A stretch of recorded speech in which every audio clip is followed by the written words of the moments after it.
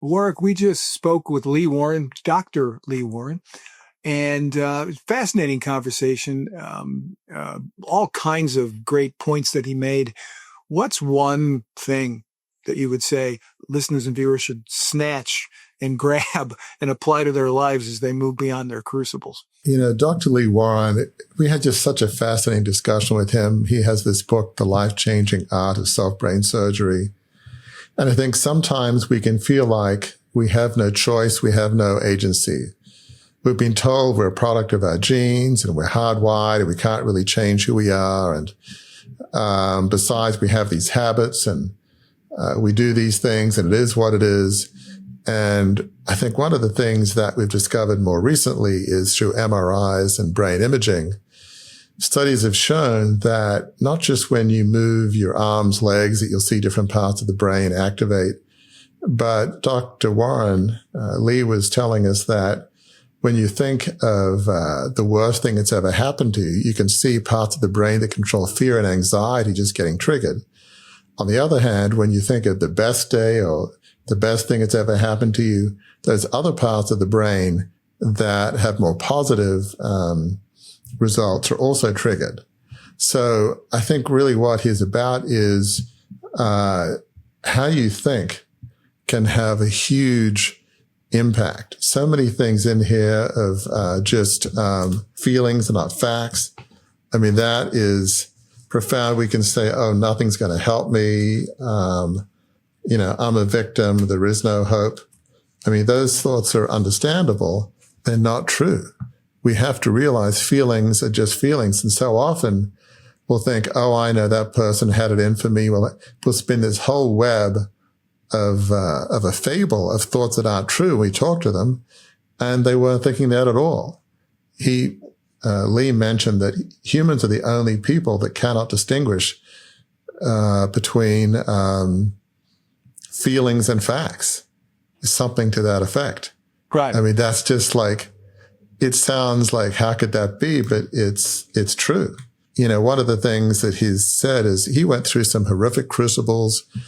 He's a doctor, a neurosurgeon, but he went through PTSD when he was in Iraq, doing surgery too, yeah. And a divorce. Yeah. Doing surgery on people while, bombs were flying and, it's hard. That's just not a normal environment. And for years, he locked up all these memories in a chest, both physically and metaphorically. And his wife, Lisa, his second wife, said, well, Lee, don't you think you should open that? No, I don't want to do it. But eventually he did. He met somebody that he'd actually helped that he didn't know survived and was fortunately doing well. And he began to get the other side of it. Even a very smart neurosurgeon can do what is objectively not helpful, in which ignore his PTSD, stuff it in a box and not do anything about it, literally and physically. He lost his son, Mitchell, as a teenager. That was horrific. It was a multiple stabbing with his son and a friend. And Lee will never know what really happened, which, they know his son is dead, but that's pretty hard to let go. So he's had some tough crucibles, really horrendous ones. But he has found a way by just training his brain, by doing what he calls self-brain surgery, to move his brain in a more helpful way. And he's a person of deep faith. And time again, as you listen and watch this podcast, he'll talk about scriptures that, from his perspective, are medically and scientifically true about, giving our challenges to God. And, as it says in 1 Peter 5 about, it talks about anxiety, and talks about having perseverance. I mean, it's fascinating. And he also talks about, we can have a huge effect on other people for bad or for good. There can be generational, challenges, generational abuse, and we can cut that cycle and set a new path for ourselves and our kids.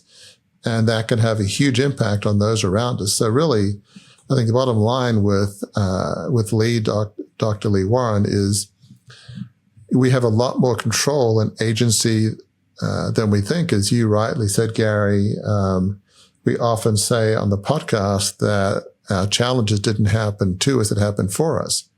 When we begin to rewire our brain to say what good can come out of this terrible, unspeakable tragedy, our brain begins to rewire itself and we can move in a positive direction.